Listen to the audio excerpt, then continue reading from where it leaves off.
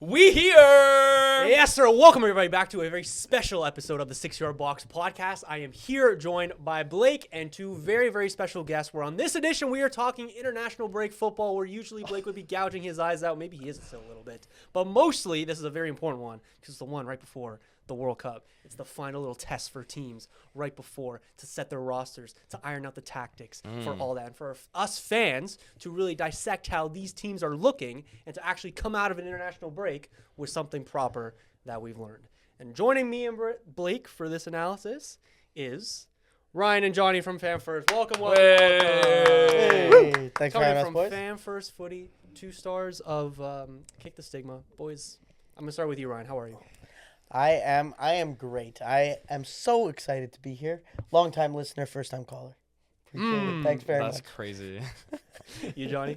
Yeah, man, same here. I'm actually tearing up from being just so overwhelmed with emotion. Watch you guys just do your thing right there. That was fucking awesome. Yeah. Thank you. What the hell, dude? I'm You're so sweet, my John. dick's a little hard too. Oh. All right, well, way to get into it. All right. Anyways, obviously later in the episode as well, you can see their attire. We're gonna be talking about Mo Salah's announcement that he's leaving Liverpool at the end of the season. We'll get to that when we get to that. But I think there's nowhere better to start for us four to talk about Canada, their first game at the newly renovated BMO Field, taking on Iceland. It was a mixed game. I'm gonna start with you, Blake. What was your impression, kind of watching it? I mean, just a horrendous start, wasn't it? Yeah. I get they have injuries. I get that your best player got injured again. And I don't even know how to describe that. You get back in the game with 2 penalties, and obviously score effects help you in the second half, but it's not encouraging. I don't know how you guys feel, but it's not encouraging going into. Not at all. This is the one game I actually really sort of cared about besides Poland, but I don't know. No, I disagree. It was encouraging because this was a bunch of the guys who are the going to be the also rans of the 11s for the most part. They're not the studs of the team, and they fought back down 2-0. It was terrible. The first half was awful, and there's something to be said about the fact that Canadian fans packed out BMO. There was a lot of them. That was It encouraging. was loud. Yeah. And as a result, the team showed a little bit of fight. Sure. And I think that's a good sign going into a World Cup tournament where you're going to play against a lot of teams that are going to sit back and not really have any interest in, once they get a goal, have any interest in playing the rest of the game. And Canada still found a way through that. Yeah. It was a disastrous first half. It was awful. Yeah. Shocking. Go on. I think we're a little bit on our high horse as Canadian fans. Iceland's not a joke. I think teams like Iceland and Bosnia and Herzegovina as well. We kind of think of them as kind of not the greatest, but they're proper footballing countries. If you go to Iceland, it's there's pitches everywhere. They're all about it, and they've got they had more players in their starting 11 playing in Europe's top leagues than Canada did. Really? Almost double. But that's why we didn't learn anything. This was just this entire international window. How much did anybody really learn about any of these countries when so many of the actual studs aren't playing? I guess that's true to an extent. There's still a lot of maybe some starters that weren't really there. There were some half injuries that kind of made a lot of key players kind of go away early. We'll get to that when we get to that. But yeah, there's at least 6 players in this Canadian 11 that you wouldn't expect to start on June 12th. So yeah, you don't really know what to take away from it. Moises Bombito, with the giveaway for the first goal, yeah, you probably wouldn't expect him to start. Good to see him back. Good to see him back. Was it Kamal Miller? Oh, yeah, sorry. It was Kamal Miller. You expect Moises Bombito to be there instead. Yes. But it was Kamal Miller that made the mistake. Yes. There's no chance he's Kamal still hurt, Miller gets anywhere near that starting 11. That is that was shocking. And then Nico Seger. Yep. That's the way you say it. Yep. You're right. Kind of right. lost it in midfield for the second goal. Yeah. He's going to be closer to the 11, but I don't think I'd expect him to start either. Yep. And then, I don't know, it was just a classic, CONCACAF level refereeing style with Tajon Buchanan's pen in the second half as well. Red card in the second half. It's not a red card. I don't know. It's not a red card. I don't know. Letter of the law, I think it was. When we talked to Canadian fans outside, that was one of the things they mentioned the most. after in the interview process. Yeah. Ton of them were on the referee for the Canadian, for the Buchanan card. Like, there was a reasonable chance that they could have found a winner. That's how much better they were in that second half. I mean, fair. They could have found a winner, and that killed the progress. But I was encouraged, to answer your question. I was legitimately happy with a fight back. I was happy with Jonathan David, when given an opportunity, actually putting the ball in the back of the net. Yeah. It's a penalty. It doesn't matter. Opportunity came. Iceman scored. Yeah. That's it, Iceman, right? I'm over the Kyle Aaron experiment. We have been over it for a while, but like, it's, I don't know if they're gonna go 2 strikers. I don't know what they're gonna do, but hope not. Just don't play Kyle Aaron. Like, just don't. He's a bit tragic. Just don't. Like, his time's up. He's been great for the club, obviously, or for the country, but like, it's just done out. It's done out. He got to his goals totals by just like brute force playing Yeah, man. in the number of games that he did Yeah, for it is Canada. what it is. And that little period when he was playing in Turkey, he was. Yeah, They've true, yeah, even he had decided they're done moments. with him. Yeah. Besiktas are done with him, right? Oh yeah, no, he's at No, Southampton. yeah, now. right, like- he's been at Mallorca. and- Yeah, but like, he's Yeah. but I'm saying during that period when he was in. I know you. Like, Yeah. That's when he was actually like fine. what we think he should be. Yeah. And Yeah. he's obviously not. I don't know. Like, it's just. I don't even know. It's hard for me to even get up for this game. Like, I know I'm supposed to, and I'll get into the broader conversation. I'll tell you guys right off the bat. Like, international break is really hard for me. Not get Like, into I it, just dude. don't give a shit. Like, I really don't. Like, I found it hard to give a shit about Poland, and that's like, Canada has now become my number 1 international team. But even with Poland, like, I've said this to Julian, my entire life watching them, I feel like Lewandowski has never lived up to what he should be as a Poland player. He's never put the team on his back. The team's never been good enough. They make terrible decisions on hiring managers that are just Portuguese and make your star player want to retire. Like, I don't know. It's hard for me. It's hard for me. It's not because Arsenal's good this year. I've had this opinion even when Arsenal were shit. Like, I have. It's not really. Yeah. What? All right. Fair. Yes, really. What are you talking about? Arsenal haven't been shit since you've known me. You pointed to me like you've said it to me before when they were shit, but they're never shit. They were just second. Not yet. Okay, Now they're fair. Okay. Second. I don't know. So again, But this is I'm the excited March for them. break. I know, but I'm kind of. Can I very much agree with you. International breaks suck. International football does not suck. yes. Tournament okay, sure. international football is Peak. the peak of the game. It doesn't get any better than tournament international football. But international breaks are boring. They take me Okay, away fair. from my club. They're stupid. And at the beginning of this Premier League season, when we have like 2 weeks of football and then an international break and then 2 weeks of football and then an international break, I'm ready to punt England and Canada into the sun. Yeah, bro. Thank you. Like, Let's go, Ryan, bro. But I'm with you in terms of like that. But it's clearly the best form of like yeah, fair. football in competition. Like, there's a reason why it's the World Cup's the biggest competition in the world. Yeah, fair. There's too many matches though, and all these guys are gonna get injured going into the World Cup. That's the going concern. into the Yes. the run in for Arsenal's. That's why King Mick, bro. Bring him home, man. Bring him home, bro. King I don't Mick. want no one playing, bro. Oh my god. King Like, Mick. I mean, like, Zubamendi has like tape on his knee, bro. He's coming back. Like, I love it, bro. I don't want anyone to be playing. Save it for when it All- matters. I get it. Save it for when it Are matters. these injuries? Or are they No. just faking Obviously. it? no. Some I of mean, them are obvious. Some of them are like there's no pretension, but some of them are like guy comes hobbling off the field. Well, like, I mean, Noni actually might be hurt because there was like a contact injury in the friendly, but if it's 11 players hurt for Arsenal, it might be kind of They cooked. just all got hurt. Yeah. They all got hurt. Yeah. This is what happens. This is what Sir Alex Ferguson used to do all the time, especially in the March international break when it's the run-in in the club season as well. You just, oh, Ryan Giggs, you're feeling a little niggle? Okay, come back. Yeah. Come back. Yeah. We'll treat you here, and you'll be fine for this Exactly. weekend's game against fucking Bolton or whatever it is. Yeah. And now Arsenal are doing it. But the thing with Arsenal doing it is, like, I get it. I think it's a good tactic. I think it's smart because it's objectively the right thing to do as a club. It's the right thing to do from the players, I think. There's some arguments that's the best thing to do for England. I don't know if I agree with it. I just don't like. Sure not. I don't like the precedent it's setting because I'm seeing Chelsea doing it now. Why is Chelsea doing Right, it? Chelsea so- has no reason to do So it. somehow it's Arsenal's fault that Chelsea's doing it? Is that what you're saying? Yes. everything is Yes. Arsenal. It's a common club I practice was that gonna every say, club I has done. agree. all the bad things Yeah. about football for the last few years are all Arsenal's fault. I particularly don't like Arsenal, so I agree. I would agree that Arsenal are at fault for huge sections of the disasters that occur across the footy world. And honestly, if that's like, that's what I would want too. Like I would going into the last stretch of the season. Like I don't want my players getting injured. Yeah, in fair. a national break. But like, be honest about it. Like, just be like, yeah, I'm not fucking. They can't be honest about it. They're not allowed. It's like you're supposed to be when your country calls you come. Then you get booed like Ben White, bro. Yeah. I was just gonna say Okay, Ben but White. like, how are you gonna say I'm just not gonna play for 4 years because I had a falling out with either Southgate or the assistant manager, whichever it actually was? I don't like, know. come on, that's really soft. I don't know. Shall we go to England? Yeah, we can go to England. We can go to do a England. little bit of talk about Love England. to go to Talk England. about Is England. that your second team, Ryan? For the World Cup? Yeah. It's tough because I'm a big champion of if you're Canadian and you live in Canada, you got to cheer for the Canadian team My boy. in the World Cup.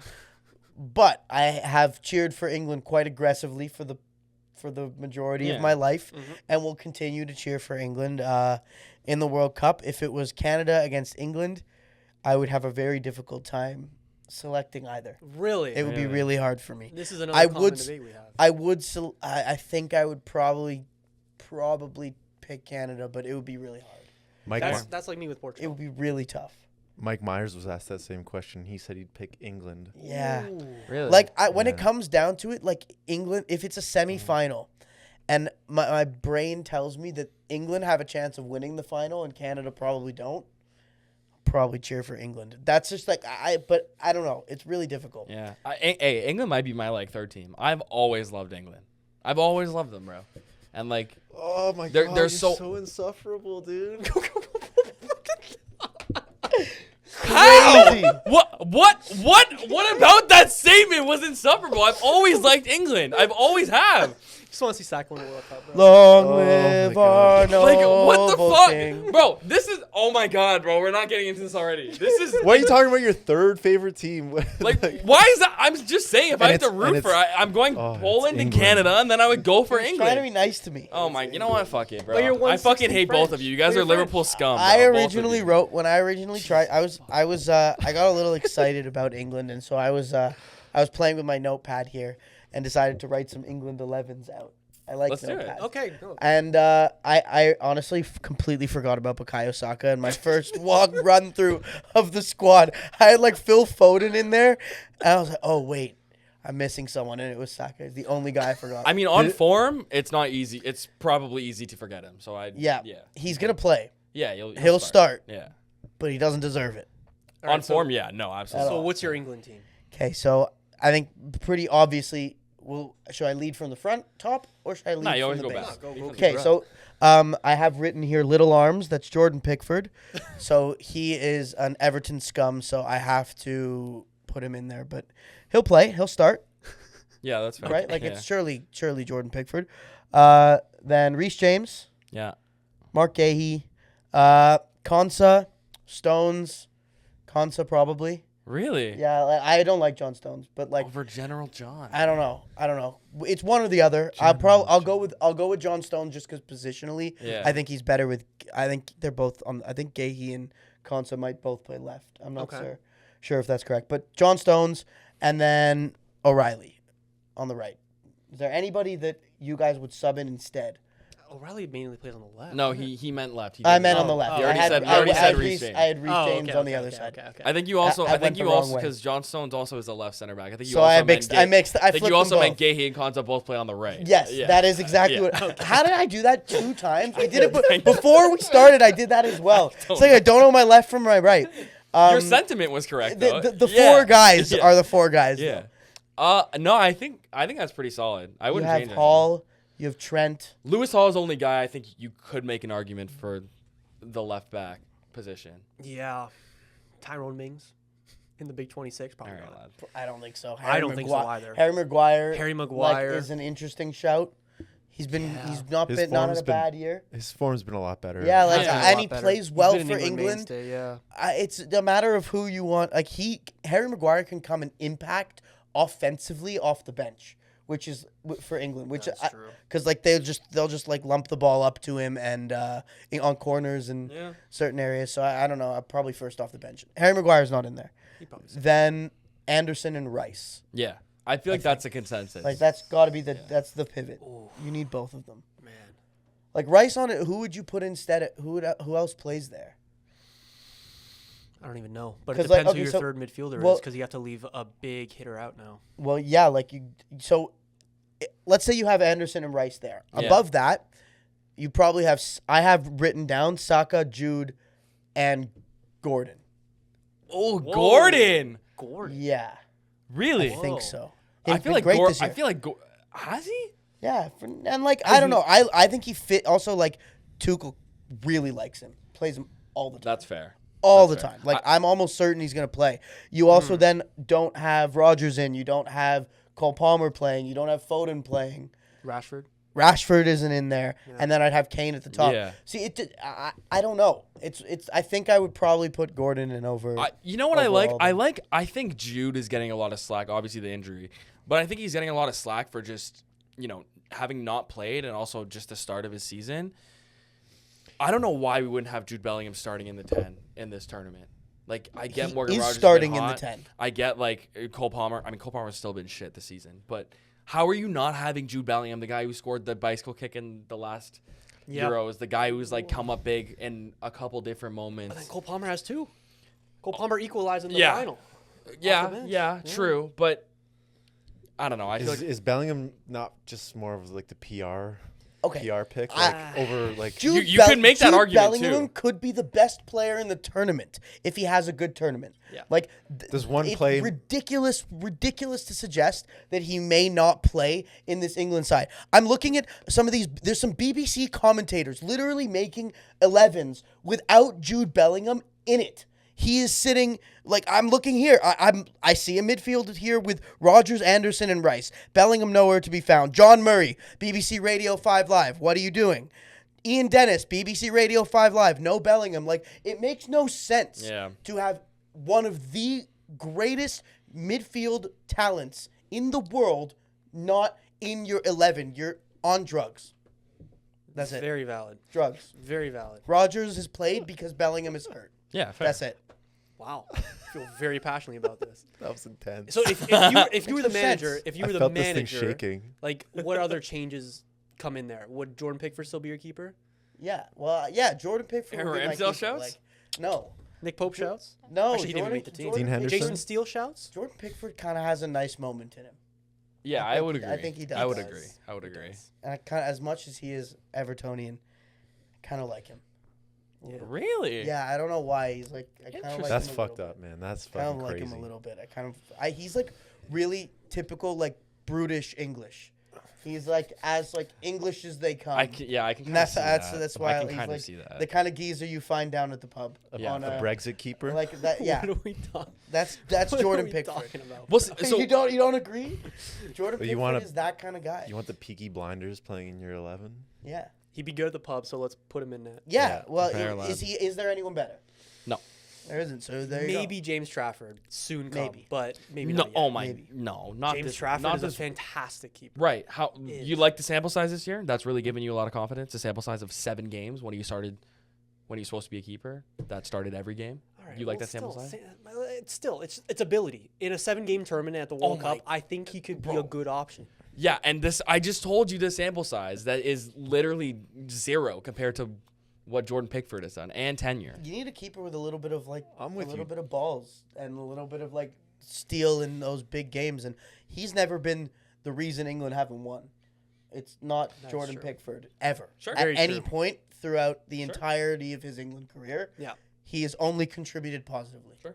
Pickford's like the English Emmy Martinez, right? Yeah, like he's more likable though. Except he's slightly. good for his club. Slightly. Slightly, they're both pretty unlikable, but he's like, yeah, Is Pickford unlikable? yeah, a little bit. I think it's just because you're a Extremely. Liverpool fan. I think he's quite unlikable. I want to hit him in the Yeah, face. like he's unlikable to me the same way Wayne Rooney is unlikable to me. What do you think of James Garner? Because he's ex-United, now Everton.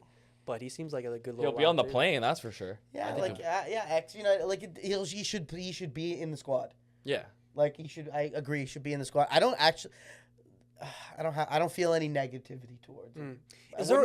I would also never not pick someone because they're for the squad because they're United Yeah, or yeah, Everton. fair. Like I would still rather like to see England win the fucking thing. Yeah. Is there a world where maybe there's a couple injuries, lack of ideas, maybe you need something fresh in attack, and you bring Rio Engamoa. Is that a possibility at all? Is there any chance he makes the plane? No, Slots killed any chance of that, unfortunately. Slots killed any chance. Really?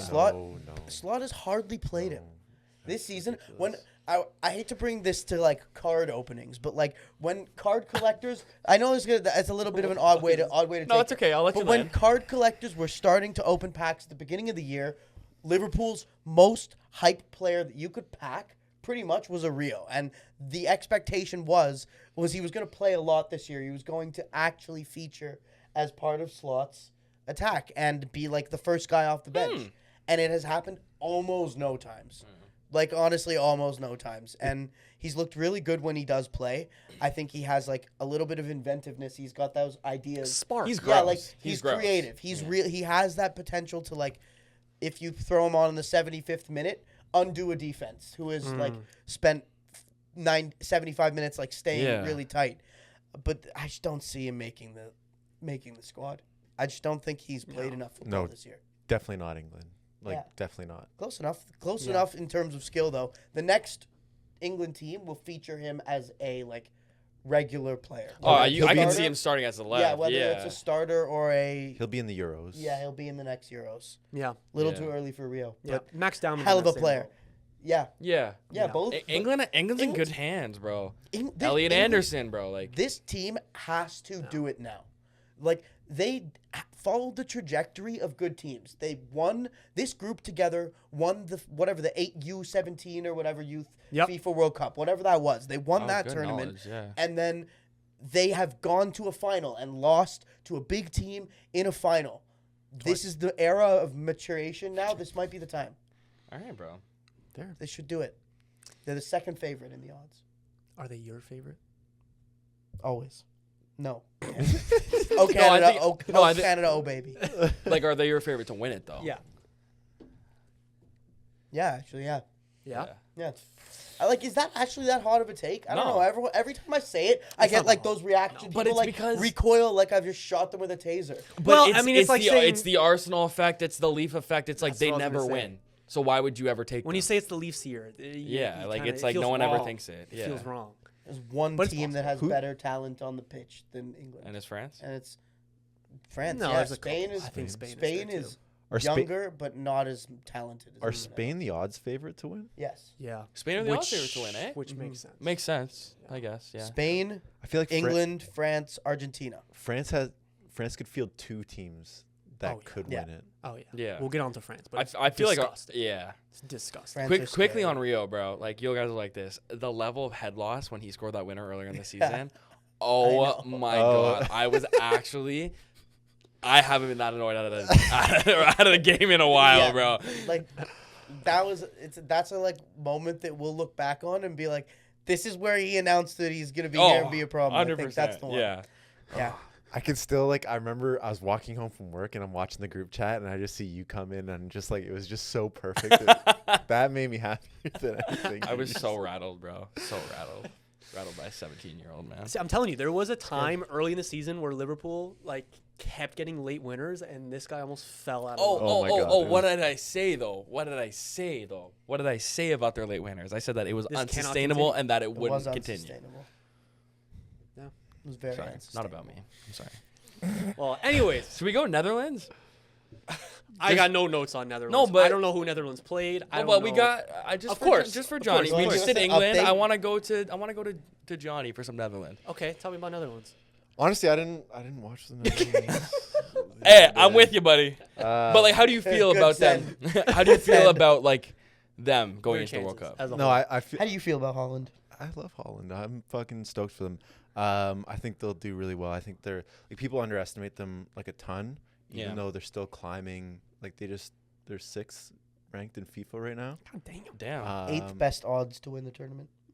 Yeah, like I think Well, I mean, you look at that defense alone, and it's That's- like you could argue it's the best in the tournament. yeah.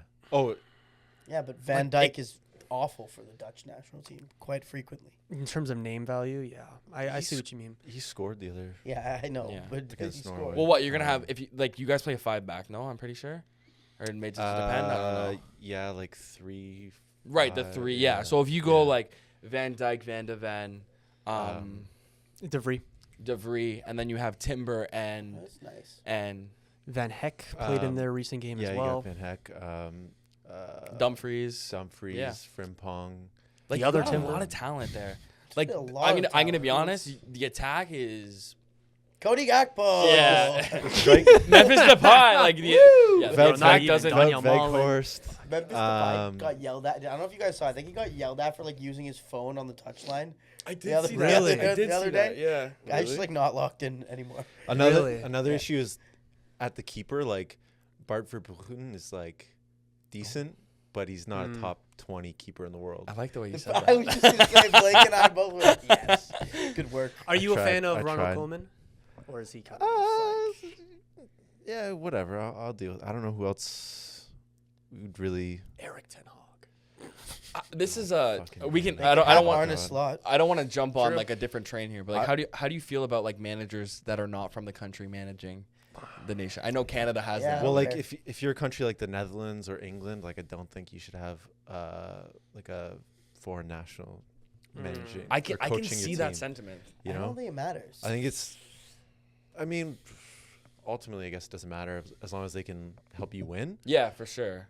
For a country like Canada, Yeah. it makes way more sense. It's harder, right? Yeah. As to we have have a an foreign- American. Yeah. Yeah. And before that that, is we had a kinda crazy. Brit. And if like you think yeah, about it. even Herman just felt so Canadian to me, but Yeah. he was he was As long as English. they get it, Yeah. then that's it That's all works. that Yeah. matters. like They have to get the country. they have to get the country. Like Fernando go. Santos for Poland, how was he ever gonna get it? Fuck. You know what I mean? Like, No, never. like, So I do not complete understand. that. You know what? I'm gonna be honest. That was the start of me actually like really disliking Poland national team. Yeah. That decision was so out of nowhere. Like I think the Polish national team manager before that. You've had like 5 managers in 4 years. Yeah, but I think he was there for a while. I could be wrong, but really? like anyway. Like I also get the idea of like, oh, we can't really hire locally because like there's just no options right now. Yeah. Like what Polish managers are out there that can take on the job? Yeah, you know what I mean? that's- So I get it from that perspective, but again, they have to get it. Jesse Marsh gets it. He does. Yeah, he does. Although his tactics are stinky. They can be questionable sometimes, They're but stinky and boring. But at least you see an identity. You see an idea of what Canada's trying to do. And the way that he talks, the way that he encourages players. Like I saw Alistair Johnson on TSN making his broadcast debut. Shout out Alistair. But talking about his time on his honeymoon when he got called up for the Gold Cup. And Jesse Marsh like brought him down, whatever. Alistair Johnson arrived expecting a pretty cool time, pretty tame time. But then he didn't play well in his first game. And Jesse Marsh absolutely ripped him. And that does something where it's like, okay, cool. Like Jesse Marsh gets it where it's like when the players are here, touchdown, playing for Canada, I don't care where you're going after this. I don't care where you've been before this camp. You are here, locked in on the Canadian national team. Yeah. And maybe there's been a theme this break of certain players not being completely bought in and locked in with their national teams, going away back to their clubs early. That hasn't been happening with Canada, though. Just saying. I'm just saying. It's actually a really fair point. Canada kept that. The only reason the team looked weak was because of injury. Yeah. Like, Everyone would have been there. Like for every manager, vision matters a lot, identity matters a lot, but I think with international managers it matters a lot because the tactics you're going to see are like it's what can you do? You know what I mean? This is why Jesse Marsh is a better international manager than Maurizio Pochettino. That's why. And worse. Because like there is a much less like philosophical identity in the way the United States are playing right now than the way Canada are playing. And I just think like that's just a result of Poch being a club manager. Let's move on to US then. The USA lost 5-2 to Belgium.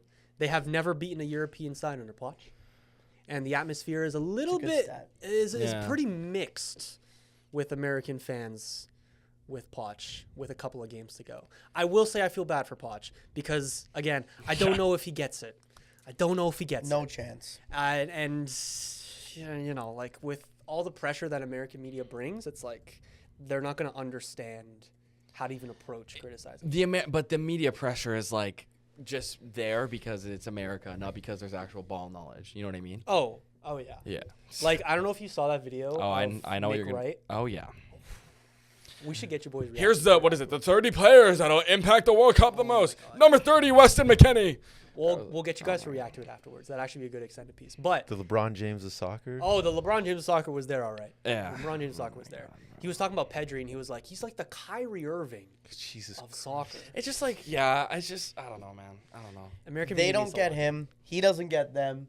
It looks like a prickly relationship. It looks uncomfortable. It feels like a fish out of water. It feels here. The United States and Pochettino feels like a relationship where the United States are punching way higher. And they're like, their girl is so hot, and they're just like not as hot as their girl. And yeah, that's what it feels like with Poch. So What funny. riveting That's analysis, eh? Yeah. You know what I think is like a really high possibility. Let's assume that, not to get ahead of ourselves, Tottenham don't get De Zerbi. Why are you laughing? Surely bro? not. But you're not gonna suggest Poch comes back. Yes, bro. I would suggest that. I would, bro. So let's assume that they get an interim like a Sean Dyche to keep After them the World Cup. after the World Cup. After the World That's Cup. why I was laughing. They have a terrible World I was Cup. like, there's no way you're just gonna quit. No. Now. But so they have a terrible World Cup, USA. He gets the sack from the US job. Tottenham stay up. They get an interim until the end of the season. They stay up, and then the match that led them to a UCL final reunites. I think that's like such an easy avenue for both parties to end up happy. I guess all three. I don't know. The U.S. men's national team is a joke right now. They've been a joke. The project there, you can't even say what it is, right? Like, it's just so mixed. Like, Pochettino's been on a decent run of form if you're looking at their last few games, but the competition hasn't really been there. This was their first proper test in a while, and they fell completely flat. The game ended with the crowd booing. It was like 66,000 people watching this game, and they were booing the team off the field. I don't see an identity when I'm watching the U.S. A Belgium team kind of on the decline too, right? Yes. Yeah, Exactly. That's a good point Who's too. the Belgian manager? I got you. Beats me. I don't know. I'll look it up. Rudy right now. Garcia, Rudy Garcia. Frenchman. Frenchman who most recently was an interim looking like for Napoli. So The one thing with the U.S. is that their potential World Cup group is so easy. Easy. Yeah. So easy. true. Let me look it up right now. But they're going to get the winner of the Turkey-Kosovo World Cup playoff, and then the other teams are just a joke. Yeah. They have Paraguay, Australia, and the winner between Kosovo and Turkey. If they don't make it out that group, it's a joke. So hopefully they're able to kind of build something in the group stage, and then maybe they can go on. They should. But right now, the U.S. is not looking good from my perspective. And no international fan base deserves it more than the U.S. Oh, 100%. That I also agree with. Sport media just needs to lock in on like the U.S. men's national team. Like, I'm not even saying, like, when I see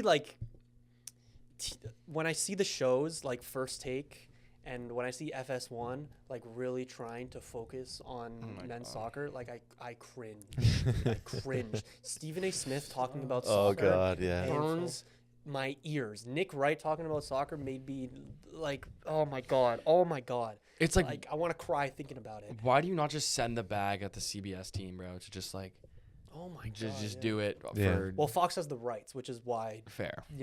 Fair. that I think the show's called Pardon My Take, whatever it is, but that's why. Fair. Like Chris Broussard talking about Bruno Fernandes. Like, what are we doing? Sure, bro. What the fuck are we doing? Sure. Bro's never watched a minute of Bruno Fernandes. Bro has never watching it. And you see them talking about these guys in depth, like looking down at notes. Like, it's like, all right.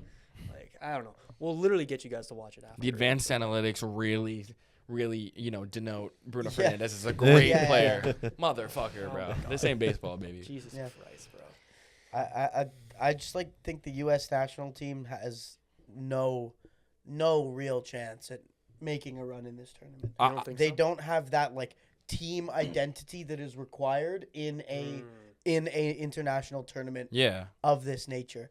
I'm not saying Canada necessarily do. Neither team has the talent really to do it, but like then again, Greece didn't have the talent in Athens, but they had a like really strong national identity and like team identity, and they found a way. Do you want the U.S. to do well at the Oh World my Cup? God, No. Who the fuck Because this does? is what No? part of me you've said- wants you've them to said do this well, shit and I've before. said this so many times. But it would be good for the state of soccer, potentially our careers, if the U.S. does really well I don't and care. popularizes the sport more in I North don't America. care. I'd You're rather my career you're go to right. shit than watch them win anything. I'm That- with you though. That literally would makes play. me feel sick to my stomach. But when as you a say that. fan, as a Canadian, obviously I hope They also probably have one of the worst keepers in the tournament. I think Matt Turner is just Oh, an actual stick with yeah. arms and net. And you bro. know he means that. And you know he And I perennially do love off Arsenal keepers, like in general. Aaron Ramsdale's actually probably like one of my top 10 favorite players of all time. I hate that you say that. But like no, I think Matt Turner is probably one of the worst keepers in the tournament.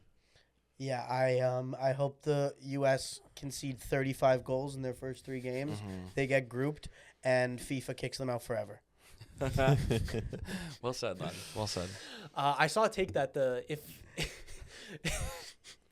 if the hood discovered soccer, the U.S. would be the best national team in the world. Oh, That's yeah, I saw that crazy, too. bro. I saw that take from Rahimovic.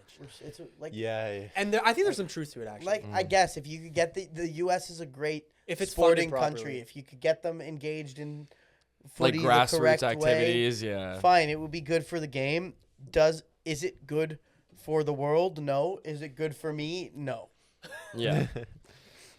Super side note. Can you guys guess where John Herdman coaches right now? Oh fuck. It's a national team. I'll give you that. Indonesia. Wait, why did you know that? You obviously knew that, bro. Like I'm not like that's great. But how did you know that? I'm just a ball knoller. Yeah, I guess. Ball Oh knowledge. my. Ball knowledge. Yeah, I mean like Wow. hey, dude. I was going to say, like, No, I a woman's team. Because that's where he came from before. No? Yeah. Yeah, no, he's not did Indonesian. I look it up? Wow. That's crazy that you knew that, bro. Like Yeah. I'm Canada are impressed. getting a reputation as cheaters, eh? From the drone scandal to the Olympics where we cheated with the curling. It's not great. John that Herdman- was so. John, that was I'm like so thinking outdone. about like, is John Herdman considered a cheater? I feel like that's more in your head than Yeah. like Okay. Maybe, yeah, than probably. the Like reputation. John of- Herdman isn't like blackballed, right? No. Okay. No. Blacklisted. Yeah, blackballed is crazy. Blacklisted. Blacklisted. From like major. That might have to working get for- clipped and sent in the. Yeah, into that's the a group tough one. chat. That's a It's not that good, but maybe we'll see. Yeah, I don't know. Yeah, I think nothing will beat our international reputation of being really nice guys. That's and true. I feel like it's going to take a lot more sporting scandals to spoil that. Yeah, All right, well, let's keep them coming then. we're Gucci. All right, shall we go to another part of Canada? Shall we talk about Italy? Because that's kind of an extension of Canada, I feel like. And also, of course, very relevant to Canada at the World Cup. Yeah, fair. Yeah. Italy beaten Northern Ireland 2-0. They will go on to face Bosnia away from home on Tuesday. But let's talk about this game for a little bit. I'm going to start off by saying the first half was a brutal watch. This is like. What are this you is doing? my What are you point, doing? bro. What are you doing? What do you mean? What? Like what? So you What? so you got frustrated with me because I was getting more excited about one Victor Gyökeres scoring a hat trick over the international break rather than an Italy first half that was genuinely probably the worst first half of football. And I watch Arsenal. Like we know I watch a pretty bad first halves. Yeah, but it was the most relevant first half of the international window. But that's the thing. Like the most relevant game of the international I'm not window. going back and rewatching that first half, knowing what's going to happen. I know, but But we're live not in the suggesting moment, you do obviously, I'm either. going to watch Italy on the brink of elimination. Like, what the fuck are we doing? Does he do this like every Yeah. week? Where I like think we've every, gone like 10 episodes in a row talking about Victor Gyökeres. Every It's sentence- such a problem. but This like is the Victor Gyökeres. every sentence that comes out of his mouth is like bringing it back to Arsenal Yeah, in man. some way. yeah, man. Well, the last time we were all together, we were sitting down watching Arsenal's game against Atleti in the league phase. Oh, what a game! Where Gyökeres What a game. scored a brace He did. with his. Okay, we can go back to Italy though. I'm sorry. My point with Italy is that just like they had their spaghetti mafia win during COVID, and it was fantastic. The memes were great. The vibes were amazing. Ever since then, Serie A Even before that. has been a genuine joke. I had this debate where like Serie A has a lack of like actually good footballers, not just like oh wow they can defend, they have good midfield. No, like good stylistically fun pleasing to watch footballers. There's none in the Serie A right now. That's why I call it SCARIEST, because there's just nothing exciting about the league. No one's attracted to Serie A football right now. McTominay's not getting you going? And that's my second argument. Despite him having a terrible take that McTominay is overrated, he's their best player. If Scott McTominay is your best player in the entire league, that's an issue. That just is a fundamental issue kind of with agree what's with going on with the league. They're like the one league where like when I pull up the streaming services, like I won't watch. Like, Yeah. It's like fuck it, I'd rather watch like anything else. Like I'll like Bundesliga, fucking La Liga, Eredivisie. fucking Eredivisie. Anything other than Italian football. Yeah. It's just like No, it's literally. turgid. It's really tough to watch. Yeah. And it reflects when they play in big games. The same thing happens. And I don't know what needs to change, but like I don't know. I just think the Italian Federation has been so poorly run Yeah. since like Calciopoli.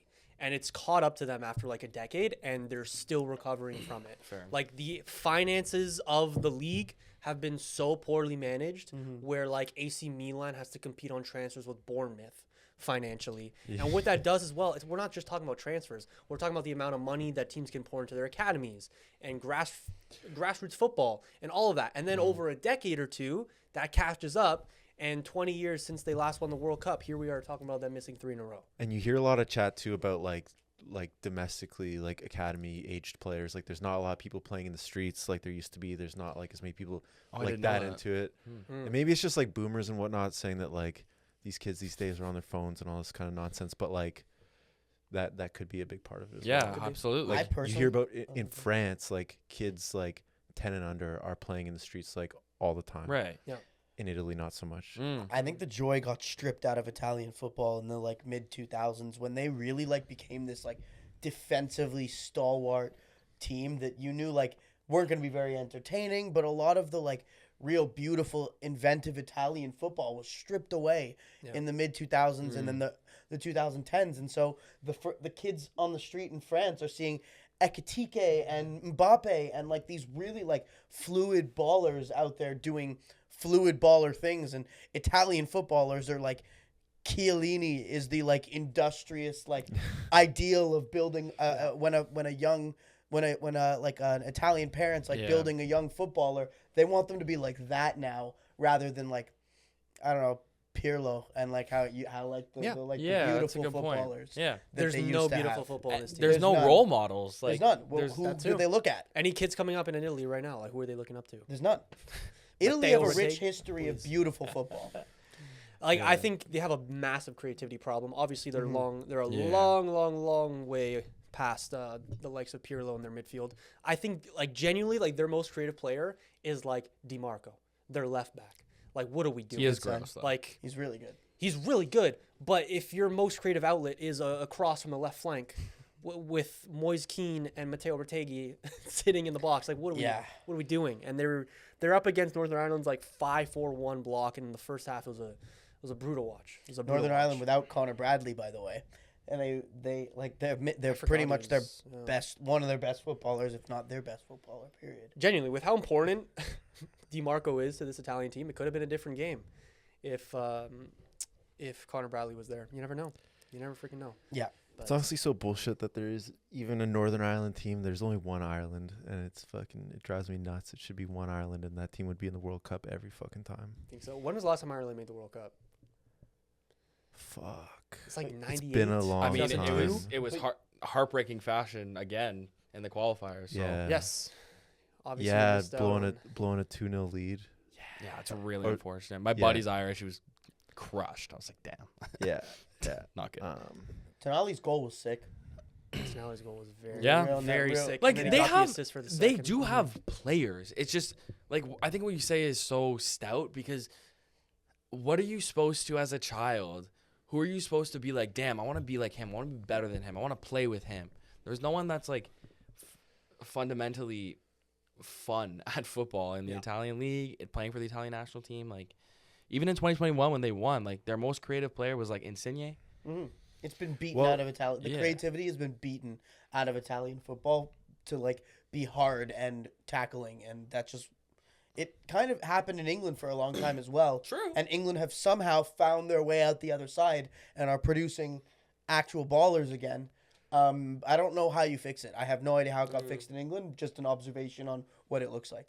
Yeah. I think it's up to the Italian Federation to take care of that as well, right? Or like the Italian government to get kids more interested in. You don't have to look up to Italians. You can look up to whoever. That's a good point too. Yeah, That's a good point. That's a good point. Who could ever look up to Italians? Well, like Bro. if Just in general. you could get better players into the Italian leagues, then they wouldn't have to look up to Italians. Yeah. That's fair. That's fair. Yeah, they looked a lot better in the second half, though. Obviously, Tonali grabbed a great little goal. He assisted Moise Kean, who had a good touch and finish. Now they're going away to Bosnia for the final, basically. Yeah. Yeah, So like- so there's 4 finals, right? That's how it works. Like there's 4 different finals, and each one goes into a group. Yeah, there's some intercontinental ones. There's Right. some European ones. And yeah, I was watching a whole video on it today. Like basically the who's home and who's away for these qualifiers is a coin flip. Oh, really? Yeah, that's why Bosnia has it. It wasn't like some lower seeded Bizarre. FA Cup style thing where it's like give it to the smaller team. No, Right. it's like literally a coin flip. We have no business talking about this Italy team. They're shit. Yeah, I agree. It's so funny that I we're like agree. all sitting here, every fucking football podcast in the world, having debates about who Italy should play, and the only reason is because there's a fucking big Italian population in Woodbridge, Ontario. That is the only damn Yeah, reason facts, anybody bro. is talking about this Italian team right now. That's why they're crap. Yeah. They're not gonna be. They're gonna be an easy out to everybody they play. They're crap. Does Canada beat them? Yes, everybody in the group could beat them. The Bos- whole group could beat them. They are ass. Bosnia beats them. I think that I don't even think I they would make it. not put it One nil. past. I them. want I don't Bosnia even- yeah, to me win, too. bro. Bosnia's another team where you look at their like starting 11. It's like a bunch of guys that play in fucking like top tier teams. It's better. Yeah. Yeah, in Europe. way yeah. better Yeah. than you think it is. Than you think it is, right? And like Yeah. they're cohesive and like they have their own identity and their fans are bonkers. So Well, let's preview a hypothetical Italy versus Canada game.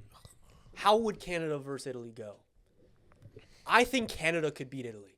The And crowd I don't think sucks, that's though. a hot take. I'm not saying that because I'm Canadian biased. I'm genuinely, I think the game. I think there's a very clear game plan that Canada can execute and win the game. When we're at our best, not making defensive errors like we did against Iceland, we can sit in our block and play some extremely vertical football to hit Italy on the counter. And if they're still struggling creatively, like they have been this window, there's a lot of room to exploit. It will be like Northern Ireland. For the amount that they were able to shut down Italy with just their basic approach to the game, obviously they had nothing going forward. Canada wouldn't have that problem. Genuinely. They're coming here to Toronto, and while it may even be a somewhat home game for Italy, I think Canada can like seriously do something. you went off on it before, Ryan, about like Canada could beat anyone in our group on any day. Like we could win Absolutely. every game. Like they for sure could beat Switzerland. They for sure could beat Italy, and like Qatar. yeah, like I don't think we even need to talk about that. But it's all a matter of if they can shut Italy down for first 25 minutes, nab a quick goal, Italy are going to have a really difficult time getting back into a game against Canada. We will shut up shop, and they're creatively devoid of anything. Like they're not the reason they're in this section of the tournament, in this like going through this path is because they've been like it's not even a debate. They've been awful, and so. I would expect Canada to comfortably beat Italy. I think Switzerland would be a much, much harder game. Yeah. Much harder game than Italy. I think the approach to the Italy game from a player's perspective, like you're getting up for that. Yes. But even if they play Bosnia, I don't think the players even arrive at BMO as good as they would be against Italy. Because it's their approach to the game as well. No. Like Italy, you have nothing to lose. Let's change the way soccer is looked at in this country. Because if we beat Bosnia, that's a good win. If we beat Italy, it's a historic win that we're telling our grandkids about. Yeah. All right? And that like they're arriving for that. And like the way that we approach that sort of game as underdogs, like kind of sitting back with that kind of a approach and tactical game plan would be much better than like head-to-head 50-50 game against Bosnia where we can get caught out, just like we did last weekend. That's my take. Can you convince, if Canada play Italy, do you convince a lot of first-generation Canadians who have cheered for Italy, does that convince them to switch and No. cheer for Canada going No. forward? No, because they're all insane. Yeah, like, see, like that, if, Bro, I'm with if you. it doesn't, then the moral victory of beating Italy isn't even there for me. Like, Oh no, it is I for don't me. care. It is for Like, me, bro. for me, Oh, what? Massive. No, it'd be amazing. That's It- it is that'd for be me, so bro. fucking amazing. Well, and that's why this is why the whole thing about like who do you support is weird, and that's why I got mad at Julian and like it's Imagine just understanding. I don't understand That's so bad. how you don't live here and you don't feel some sort of national connection to the team that you're going to see for the first time pretty much in a World Cup, obviously last year, but they're hosting it this year. Mm-hmm. That's so special. And I don't care if I don't know, I don't care. And I was just I don't care about your family traditions. I do. Okay.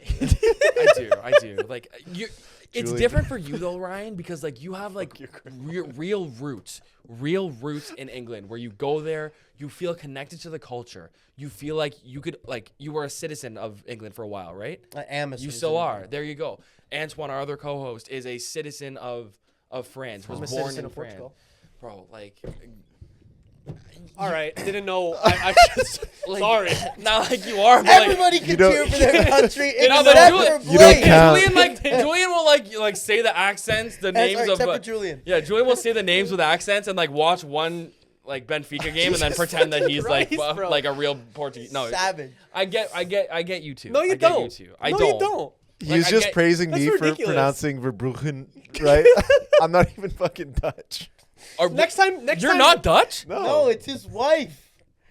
I'm walking up the fucking room. Anyway, my point is, Bro.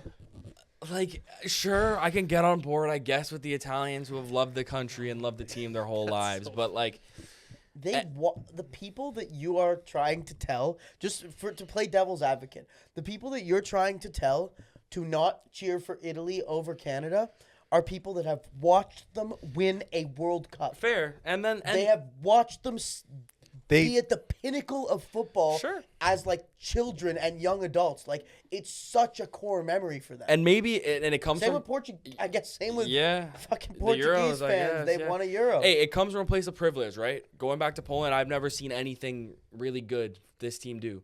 So it comes from a place of privilege where you guys got to have a real connection with your national team. That's something I don't have. I only have with Canada because of me living here. also Italian Canadians think they're Italian. Like That's another thing, you know, too. like They do. it's gonna be so funny when there's a bunch of Italians here, and just to see like all the Italian Canadians just get like Put in their place. put in their place and just Yeah. like feel so awkward and weird, like in The Sopranos when they go back. That's It- exactly what it's That's like. what it's gonna be like. Fair. It's gonna be like that. Oh, Could Edin Dzeko find one more magical moment? You give me Send one more Italy day. home. That'd Just be give fun, me bro. one more day, Adam. Yeah, I would one love more. it, He's bro. 40. I would love it. I would love it, bro. It would be scenes. The whole football world will rejoice. I genuinely believe that people are excited to see Italy potentially Yeah. lose. Yeah. Whether that's to do with the Italians' global reputation, I don't know. That is neither here nor there. But I'm just thinking of the vibes here, and it'd be historical It to would be. have Italy and Toronto. But why are we having to talk about historical matchups when we're literally hosting a World Cup? No matter what we do, it's historical. I Which feel like one that's would like, you remember more? Italy. There's no debate. Oh yeah. I for mean, sure. like, I guess, but remember what? Remember the fact that we're hosting a World Cup? Like, I guess the fact that we're grouped together would make it more special, but at the same time, like, if we're talking about matchups at a World Cup, which one we want to remember more, that seems like such a weird way to go about the first time you're going to host, or is it the first time we host a World Cup? Yeah. The first time we're going to host a World It'll be Cup. the first ever game on the first ever Canadian World Cup game on Canadian soil happens in Yeah. Toronto, and I would like for it to not be a majority Me too. non-Canadian crowd. Now, I think one thing that I'm realizing now is we have not given Canadian football fans enough credit. There is a real chance that they have already bought out all those tickets, and it is just going to be a sea of red. Like is true. everyone's like, all of us have just been like, yeah, Italy fans are gonna pack out BMO Field, Toronto Stadium, whatever. They legitimately may not. Canadian, there's more than 35,000 diehard fucking Canada soccer fans. True. Yeah. Way more, and I don't see any reason why we should believe that they haven't purchased those tickets already. Yeah. Almost anybody I know that is actually going or has plans to go already has a ticket. But are they have all the tickets already been allocated, or are they holding it No, back? they've been for allocated. the- They're sold. The tickets are sold. As far as I know, the tickets are all sold. makes Italian sense. At fans least will for have that to buy game. resale tickets if they want to go. That's fair. Because I guess if you're an Italian fan, you wouldn't have even bought your ticket yet. 'Cause No. you don't know if they're going to be there. Exactly. Yeah. So that's a There good are point. some people that will point. have bought it betting on the fact that it's going to be Italy. But that's, I think, a smaller Italian group than the Canadians. Canadian fans who will pay anything to be in that building. Yeah, fair. There's a lot of them that will. Fire me up, Ram, bro. Fire me up. I believe we could be a sea of red, even if it's Italy. I believe in it. Power that comes. Yeah. Nicky Yanofsky.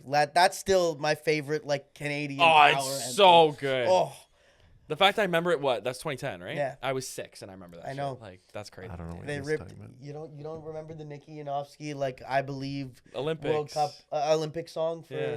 2010? Oh my god. It's fucking I beautiful. used it a couple times in some content while we were over the Olympics. I would listen. It's actually so funny. The day we found out we were going to the Olympics, Peyton and I were both independently listening to that song on our own to fire ourselves up. It Such was a good great. one, dude. It was great. Yeah. Damn. Hope we get a song.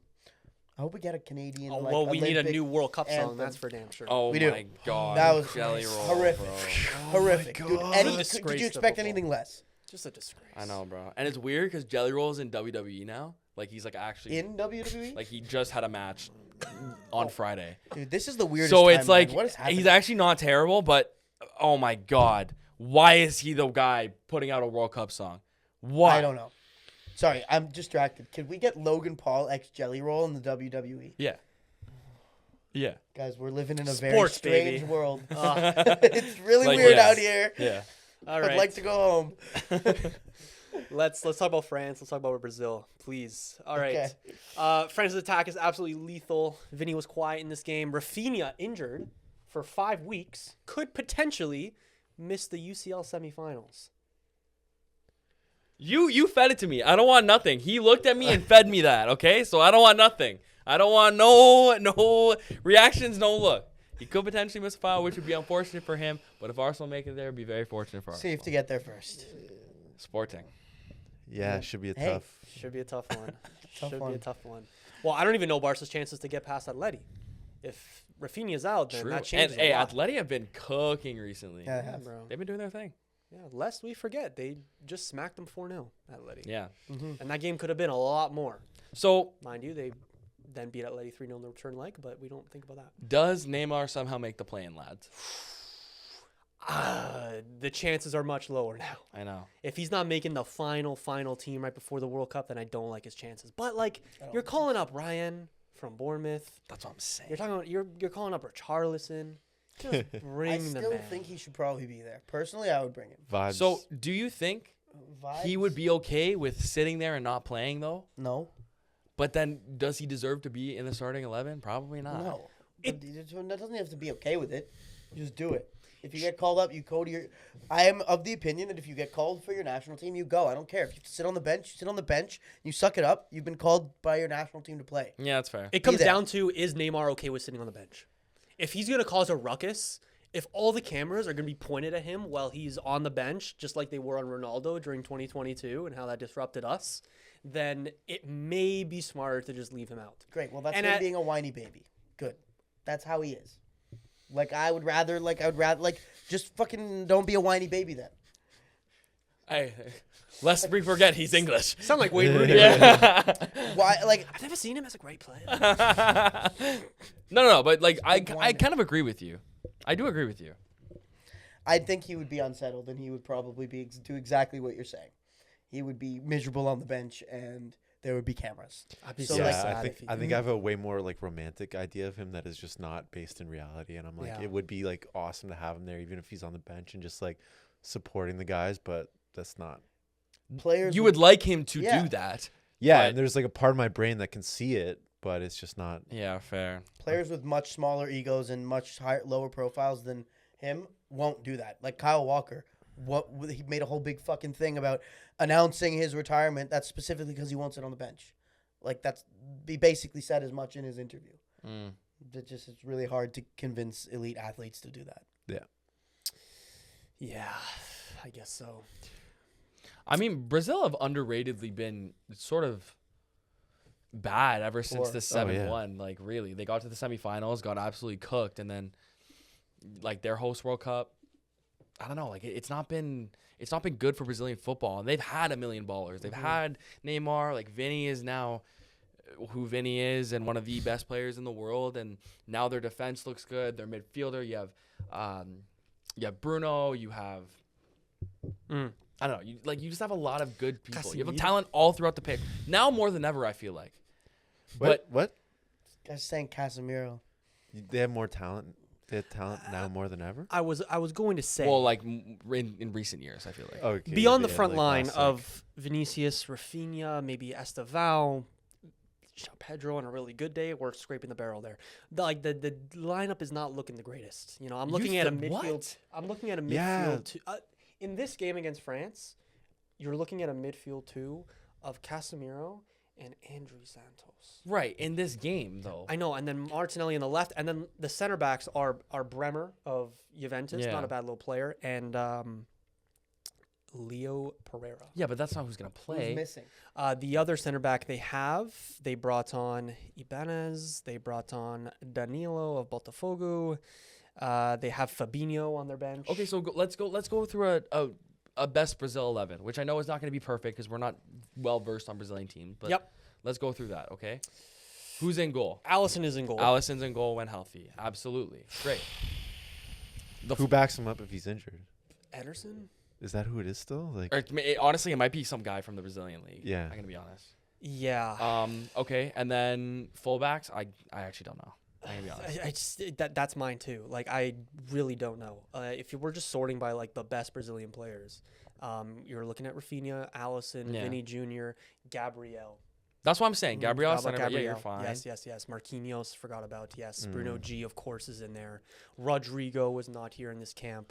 Then you're going Mateus Cunha, and then you're going Murillo. Like you're and telling then me. you're going Ederson of Atalanta. I Like you're telling believe. me if they rock out like an Ederson, Joe Linton, and Bruno G, like that's not scary to go over that. You know, like True. so tenacious, so aggressive. Like it's not gonna be a fun midfield for any opposing country. No, to like play I against. see it. I see it. That's their biggest weakness for me is the fullbacks are the biggest weakness, but that's Yeah. the biggest question mark for me is like, does the midfield stand up to what the attack is and what your center backs can be? Yeah.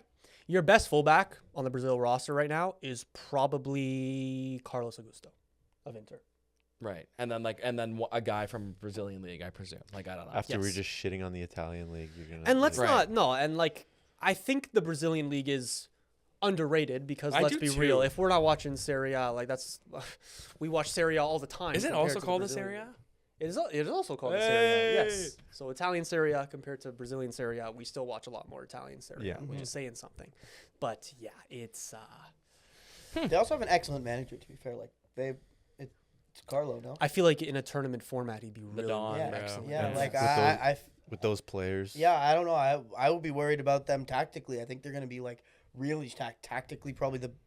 I think he's got the best tactical pedigree of any manager in the top 10 international teams there. Really? Of any of these 10 international teams that I'm looking at right here that are in the odds top 10, Yep. he has the best pedigree Yeah, of in terms course. of tactically. It's not close. Didier Deschamps, It's legitimately not Thomas Tuchel, close. Roberto Martinez.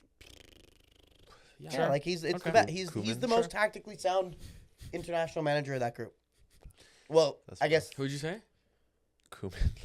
Koeman. Like he has a lot of player Moving on. accolades though. Koeman. Nagelsmann. Yeah. But he's not comparing to Ancelotti. No. Okay, well, let's actually talk about this game where Brazil looked shit. Yes. France ran through them. Absolutely ran through them. Obviously, this is not the best Brazil 11, but this was also not the absolute best French 11 a lot of the time. But again, I mean, they're it's pretty damn close, Pretty Julian. it's, Fuck me, buddy. No, wait. Did Saliba play? I that, or- mean, Has they Saliba just have played? so much No depth. Saliba. They just have so much depth that Who it's would you replace out of this 11? Rabiot maybe not. Rabiot's like Konate probably not. okay, so Kanate. For Okay, Saliba, to be yeah. fair, that is two. And I would probably have Bradley Barkle on the left instead of Hugo Ekitike. Oh, I mean, like that's a To spoil it, wow. like today they played Colombia in 1-3-1. They Those had are a just they had wrong. a starting What front the four. fuck? Just wrong. Of- Hugo Ekitike is just wrong on that. But anyway, continue. I don't know. I don't Bradley think he's Barkla? wrong about that. Bradley Barkle, their starting like front forward line today was, I mean, just their options is like Barkala, Doué, Cherki, Marcus Thuram, Magnus Akliush. It's ridiculous. And I haven't even Mbappe. named the starters. And I haven't even named the starters. It's unfair. It is. If they don't, I don't care what kind of problems they have in their midfield or the center backs or whatever, wherever else on the pitch. They have no excuse not to win this World Cup with the spoil of riches they have in attack. This is maybe the best ever attack I've seen in a World Cup bar, like what?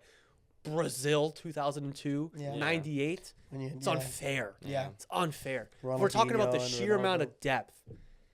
Man. Now, we reach a problem when you start considering that Didier Deschamps is the manager of this attack. Yeah. And then you go, oof, DDA, man. oof, I don't know. But yeah, They're not going to play lovely, free-flowing attacking football. I can tell you that. probably not. Well, They could, though. how it's been usually with They France should. is give it to Mbappe and Inshallah. Yeah. And that's And it usually works, bro. And it it's usually works. worked. And now you can also give it to Dembele and Inshallah and Olise, Turkey bro. and Olise and Ekitike, and it's ridiculous. Like, I don't know if you saw France's second goal while they were down a man, mind you, but on the counterattack they completely carved up Brazil, and it was Ekitike with a beautiful finish over the keeper. Like, it's scary. It's scary. And the attack was cooking again today, even though it was the substitutes. Like, Desiree Doué, we're talking about, like, one of the best players in Europe last season. And there's no way he even touches the starting 11. It's unfair. I was about to say, what a player. Not even going to play. Not even, barely going to play. He's going to play fucked, against, is it, I don't even know their group, but it's just, I think Haiti is in their group, if Yeah, I remember correctly. Don't they have like one of the groups of death with like Norway? They have Norway in their group, yes. And they also have... Which I feel like Norway's a bit hyped up. Yeah, Norway kind of fall flat a lot of the times. Yeah, they lost What, just because they This have week. Erling Holland. Braut bro, Haaland. yeah. Odegaard, Which, Oh, yeah. well, no, we've Schelderup. well, we've seen what City are like when Holland doesn't score. It's Yeah, not it'll always be the- easy for them to win when Holland isn't doing his Holland thing. And like No. in a Norway team, not talking about Norway, but in a Norway team that like doesn't have too much talent outside of Holland, Yeah.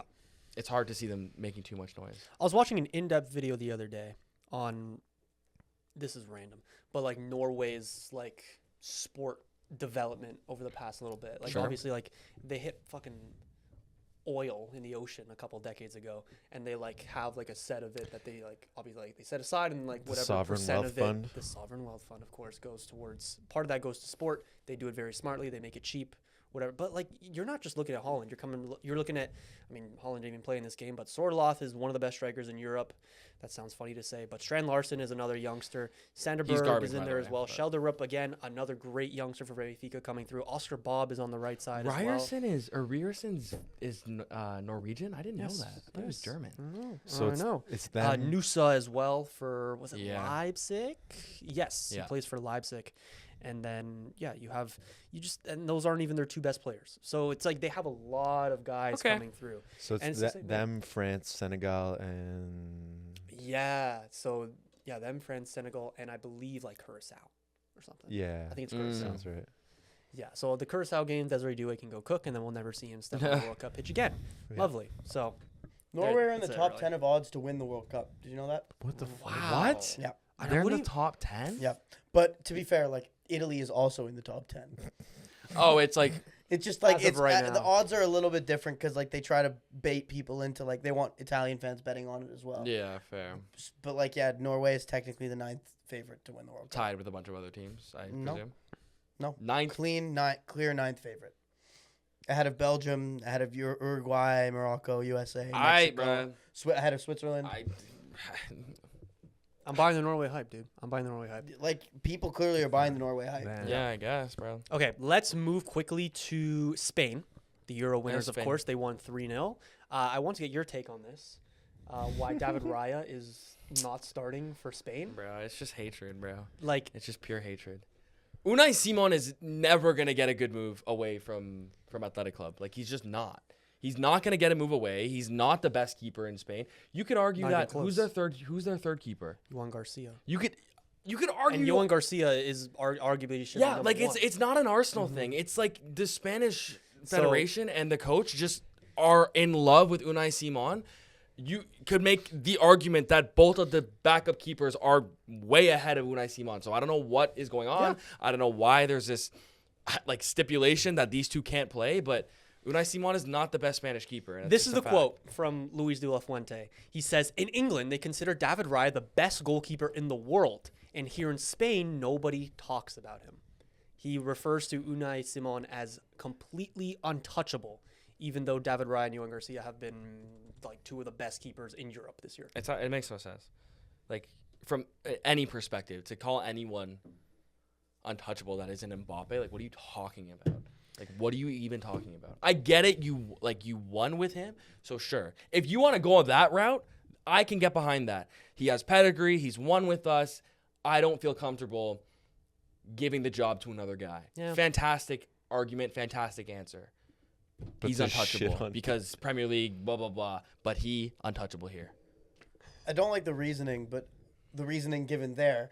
But the actual reasoning is the reason that you gave just before that. That's why, like, why make him nervous about the fact that he may not have his job and make his, like, bring any doubt into his game when he just won you an international tournament. Fair. Keep everything the same. Go again. Fair. It's just that pisses me off. I agree. It's a terrible quote. Like, it's awful. Terrible. Even Johan Garcia, like, it's been gross. He'd be my number one for Spain. Johan Garcia? I would put Yohan Garcia in that spot. You think he's better than David Raya? Yes. I don't know about that. Yes, I do. I think they're very, very, very, very, very close. Even getting a him and Haw out of Blake right there is fucking crazy. I know. Guys, I'm not fucking I'm not deluded, by the way. I'm just not. Like, you think I'm deluded. I'm really not. I'm actually quite level-headed, I feel like. Not level-headed. I'm quite unbiased. Genuinely. What a fucking joke. I genuinely think so. Bro, I genuinely think so. I feel like if you need to say you're not, then... No, because... That's like saying I don't do too much Blake cocaine. has to defend... If you have to say I don't do too much cocaine, my God, you do too much cocaine. It's okay, bro. Yeah, you're right. I'm biased. Yeah, Blake has and this is what he does. Blake has to defend it more than anyone else I know. Bro, I'm not dumb. I understand footy. I understand. No one's saying you're dumb. Like, I get it's fine. You can give me the bad rap. It's whatever, brain. Bro. Wait till May, bro. Wait till May. I'll be signing out. I'm going to sign out from the internet for a few weeks. I'll come to your fucking house, man. No, you won't. Can we do a quick sidebar for a May scenario that would like just make me, I mean, like the most happy. Please, and this is only going to make him possible. Worse in May when they win the league. But please, yeah. And he's going to take it out of me. So thank you in advance. City wins the league by like a couple points. I can only dream. Then 60-point deduction. They get relegated, and Tottenham is therefore saved from relegation because they finish in the bottom three. That'd be horrible. What kind of sadistic That'd shit be do you horrible. like watching, bro? Yeah, that'd be fucking hilarious. That'd be like also asterisk after asterisk after asterisk. And we can only dream that City wins the league. So you're saying you want City to win the league now? I think the whole world wants City to win. You want City to win the league now? That's what you're saying right here on the pod. Look at the camera and say you want City to win the league. For like the 10th time on this podcast, I am saying that I want City to win the league. Arsenal fans are so insufferable that the disgusting, evil, monstrous beast that is Man City is still preferable. You guys are fucking idiots, all of you. Literally every single one of you. You've been going up against every Premier League team, excluding Chelsea, has been going up against a team that doesn't follow financial rules, that has 150 financial charges against them, that have continuously broken the rules, hidden information, hired lawyers to keep that information, and you're sitting there smirking as if it doesn't affect you. It affects the fucking title. You lost by 1 point, Ryan. Why do you? But because Arsenal fans are insufferable, because all of this shit. Yes. No, you guys are just. That's deluded. how insufferable you guys Arsenal are just fans deluded, bro. We've won nothing, and we rattle you guys so much. Why? We've won nothing. We are the little brothers, and you still can't stand us. Why? That's an insecurity on your own part. Are you scared that we're gonna overtake you guys as the best club in the country? Is that what it is? I don't know. Point. There you go. No, bro, the fact I have to go 1v3 is one thing, but you guys say one thing, I rebuttal, and then I'm delusional. Like, I know you're rage baiting, but it just doesn't make sense. If you're gonna come with an argument that like I'm delusional, you can't what were you also saying just say about challenging for the best team? Oh, I could TK over Bargala. Best team in England. Bro, like you guys are stupid. If you want City to win over Arsenal, you can Yes. say that Arsenal fans are annoying, but from a footballing standpoint, if you think that City winning this league is better than Arsenal, I don't know what we're watching, bro. You want cheaters to win. Sure. City winning Whatever, the league bro. this year is just a continuation. City winning the league is the Dodgers winning for the fucking 17th time. Yes. City winning the league is the Lakers winning once again. City winning the league is like the big money and unethical money coming through and making this game that you guys all love so much more about money than about football. You Yeah. guys care so much about money. You care so much about grassroots football. You allow oil fucking whatever, Qatar, whatever, to win again over a team that hasn't won in 22 years. It's Holy shit, guys. What are we talking about? I want it's- what happened to us to happen to you. Oh my god.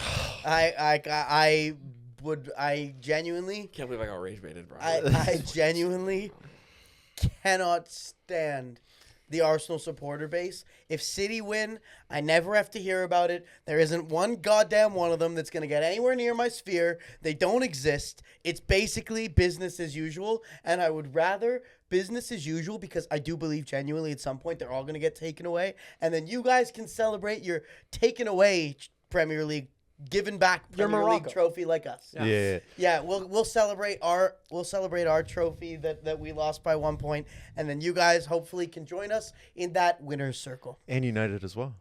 And Yes, United, all Ole of Gunnar us. We can Solskjaer all would be sit a Premier League together. champion. We can all sit together and raise a glass to our Premier League titles that we'll get It's- retroactively. Go City! It's Up also the citizens. It's like you kind of alluded to. It's like the devil you know versus the devil that you can Exactly. see coming. The devil that we can see coming is awful, Yeah. terrible. So, shall we talk Sweden? Oh my god, bro. Gooners. Okay. You literally make it like, I don't know. It's just crazy. Like you guys you suck the life out of being an Arsenal fan. It's actually like it's sad, bro. It's sad. Like it's actually embarrassing. You guys should all be embarrassed.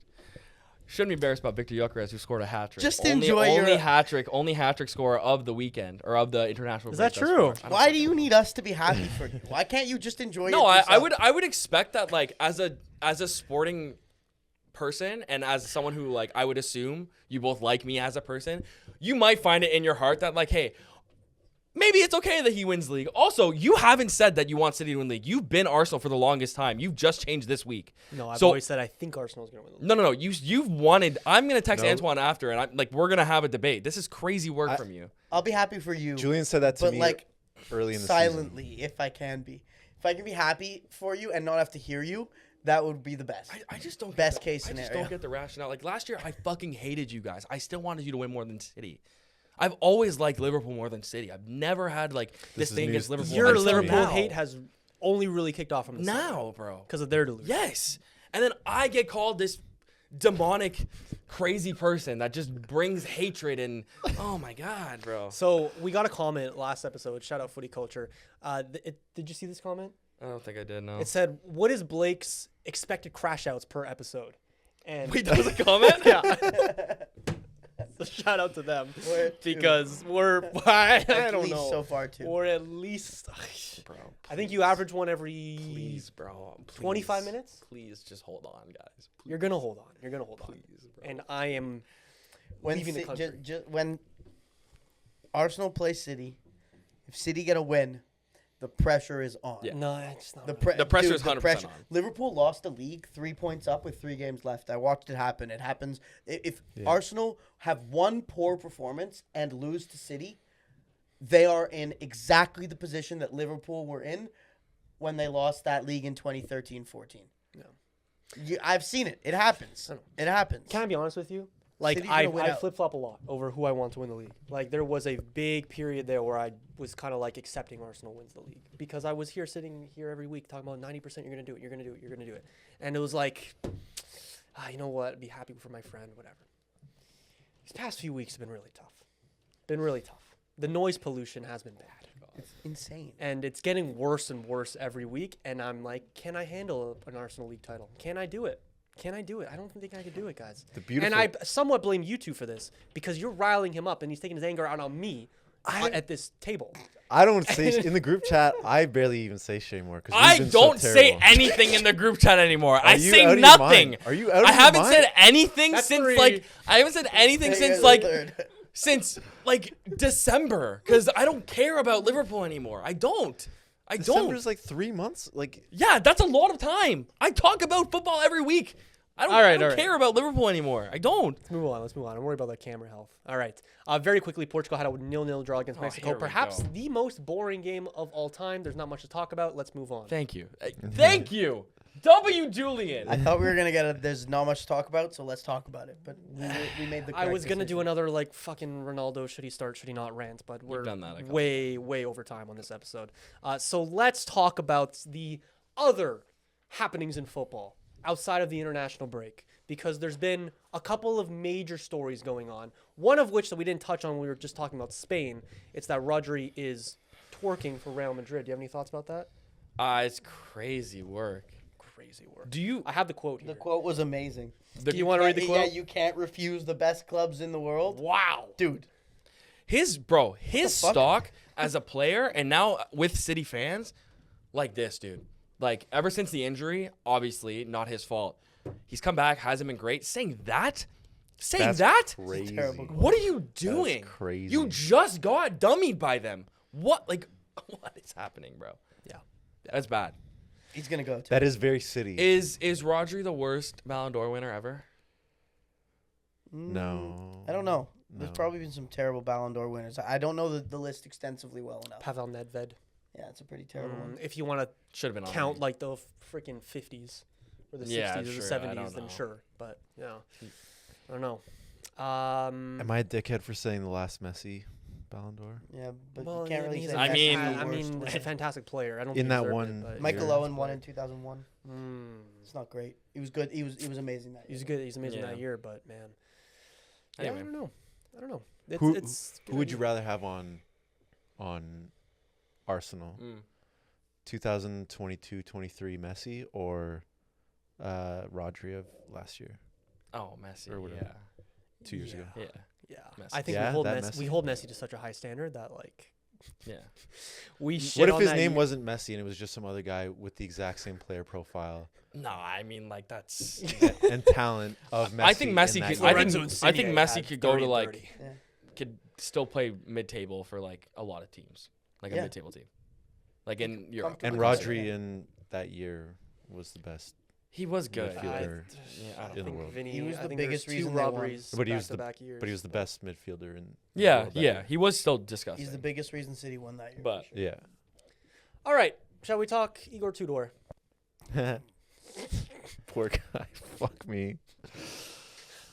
Yes, poor guy, absolutely. Yeah. Obviously, there's some other news Yeah, about him shouldn't. these past 7 days, which obviously we give him his condolences. Yeah. The news today was that Igor Tudor got sacked from Tottenham, and Well, mutual consent, mutual consent. Which yes, probably yes. was because of the family stuff, which is why it probably didn't happen earlier, Yeah. which sucks. But I think if you're Igor Tudor, you don't want to be in that situation, like as a person. So Mhm. now the question obviously becomes, as Tottenham, what do Tottenham do? Because the options are bleak, boys. Win a football match, maybe, would be a good start. Like, win a football match. Win one single football match. And, like, maybe you might have a chance of staying up. There's nothing they can do, man. And appoint an interim manager. If you get, what's his name from, what's his fucking name? Deserby? they are. If you get Deserby, like, you're probably in a good spot. Have one of I don't know. the injured players come and manage the team for the rest of the season. They've looked at player managers. That was an option. I'm pretty sure they've looked at it as an The- interim. The list of candidates for Tottenham manager gave me my biggest laugh in Yeah. weeks. Yeah. Like it goes Jamie Redknapp, Glenn Hoddle, Tim Sherwood, Ryan Mason, Adolf Hutter, Sean Deitch, Ben Davies as a player manager. Shut up, Ben Yeah. Davies, bro. The only somewhat decent option there is Roberto De Zerbi, but Roberto De Zerbi himself doesn't even want to go to Tottenham unless they actually stay up, where he will go there from August onwards. And they're Yeah. trying to It is get so him on funny. early, and he does not want it, which No. is fair. Which is like, do you even want to become Tottenham manager at that point? Like, oh, your first interaction as a Tottenham fan to your potential future manager would be like, yeah, I'm not gonna go if they're doing bad. Yeah. Like, It's kind of we're crazy. gonna go there if it's good for me. Yeah. Like, oh my god. Genuinely, who is the best option out of those? like there's no good option. Tim Sherwood maybe, like Tim Sherwood might be able to keep them up. Like he knows the English, he understands the league. Does like, he? Yeah, he doesn't. I'm not saying he's good at it. I didn't say he's good. He talks on Sky Sports. Yeah, That's but he it. understands the Premier League. He understands the club, which helps as well. Like I think that would be my choice, but like it's slim pickings. If you can get De Zerbi in early, that's obviously the right decision. I have reached the point now where I feel bad for Tottenham fans. I am now like, I like they're not that bad, you know. Like, do they bother you, ever? Like you're different. They're Arsenal's biggest rival. But They bother me. They bother me because of last year. They don't bother me online. Yeah, no. Nothing about them bothered you. No. Like they don't worry me at all. And I just like think that they're a club that have had like a pretty proud history. They've had some great footballers, and it's disappointing to see them not. But I would not like to see them get relegated. I actually think it would be disappointing to see Tottenham get relegated. Having been to their supporters club in Toronto and like knowing a few of them and for that Europa League final last year too, like they're really great people. And It's an unpopular opinion. It's easy to hate on Spurs, but like, what did Spurs fans ever do to you other than just be the most miserable people you know? Yeah. Oh my God! But I don't want again for the fourth time. I don't want West Ham to go down. Please have either. my back here. What am I listening to? How bad are Spurs fans? They're pretty bad. They're pretty bad. Yeah, There's not enough they of call them. themselves champions of Europe. They are. What do you You're think? rage-baiting, What do you right? think? No. What do you Champions. Oh think? my God, Julian, please, right, please. The one Ryan, time do you we're on think- the I same hate side. them. They're more champions of Europe than Arsenal are. Yeah, And, sure. and Arsenal And- fans would be calling themselves champions of Europe if they won the Conference League. Oh my God! And you make it about us. It's not even about us, and you still try and make it about us. That's exactly in your head. It's a little about. No, it's not. It's about Tottenham and how they're shit and how I don't understand how. Why would anyone want them up? It's a fantastic story. It's hilarious. The club is run like shit. They deserve to go down because this is what happens when you pour money into a stadium, but you don't have a recruitment strategy and you have owners that fucking don't care besides making money. That apparently they have the most expensive ticket in the entire Premier League. Yeah, it is. The stadium feels a little soulless. Yeah, as that's well. that's Having on been them. Do they have the retractable field as there. I well? don't want They to see do. a big club. I don't like. That's seeing like an big clubs injury go down. machine too. You right? would Yes. love Arsenal going I was down. saying this a couple weeks ago. Yeah. Same with Madrid. Yeah. Really? No, I would hate to see Arsenal go down. I would hate to see when Everton were on this edge of going down. I would have been so upset. Like I don't want to see the big serious institutions go down. It just doesn't seem like we need that. Can I ask you It's this? not good for football. Really? This is a random question I want to ask you. Yeah. What is your ideal Premier League? The perfect 20 teams. I feel like that's Holy like shit. hard for him to do right now. Off the Okay, dome. hold on. You know let your me- teams. Hold on. I'm gonna pull up the current EPL table and just give some suggestions to who maybe Okay. I would switch out Go on. Okay. out of the system. Okay, so we have. I'm trying to pull it up here. We're having a little bit of a slow time. Okay, I apologize. Slow time. See, like a lot of the ones. So that you'd have the big six. Yeah, the big six, but some of the ones that I would have been like, yeah, they got to be back there, are back there now. Leeds is one of those Sunderland. examples. Yeah. Nottingham Forest, Sunderland, like those are clubs that I think should be there. I'm trying to think of a good example of someone who should consistently be there that's not right now. Burnley, maybe one that like Shouldn't be there. should be there. Shouldn't or No, should? should be there. Should be there. Yeah, Burnley are a pretty solid, recent, relatively big size club. Lame. Blackpool, Birmingham City is another one who. That's one. Birmingham Yeah. City is one that I would love to see up there. Like it's the biggest city, second biggest city in England. Yeah. I guess the Tom Brady ownership's a little weird. Would now, you have but, like, Portsmouth in there? Portsmouth, no. Like they're not one of the 20 biggest Fair. clubs in England. Would you have Leicester in there? Yeah, Leicester should be in there. QPR? Yeah, QPR is another one that you'd love to see be back. Swansea, Stoke. Blackburn. I think I like. Yeah, Blackburn. I said I originally. love I Swansea said in the Blackpool. Premier League, man. Swansea aren't a big. It's kind of comes down to should you have big cities, or should you have big clubs? Wrexham. Like yeah, They're so going up too. they're going up. Yeah. Oh, I saw a story that Coventry. There's another Coventry is probably going up. They're leading the championship right now. But what Coventry is doing right now to their fans, this is an amazing story that I heard, is that a couple of years ago, they were selling Premier League season tickets where you pay a certain fee. It was like £30 or I don't know, maybe like a couple £100 or whatever it was. And it was basically like, look, you pay a little extra right now.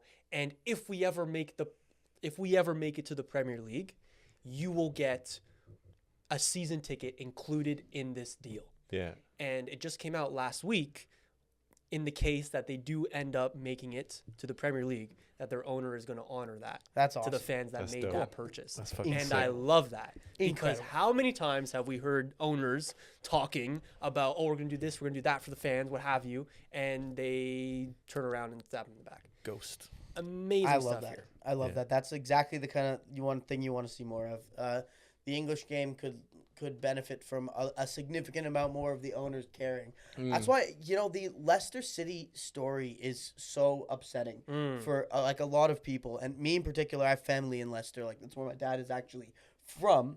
He's a Liverpool fan his whole life, but he's actually from Leicester. And so when I go to the UK, I spend time in Leicester, and the trajectory from the tragic helicopter crash since then has been such a shame to watch. He was the kind of owner that would buy beer for the whole stadium.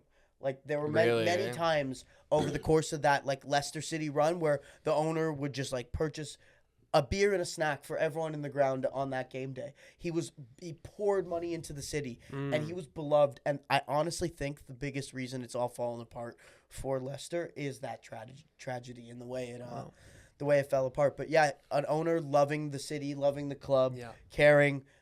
Need more of that.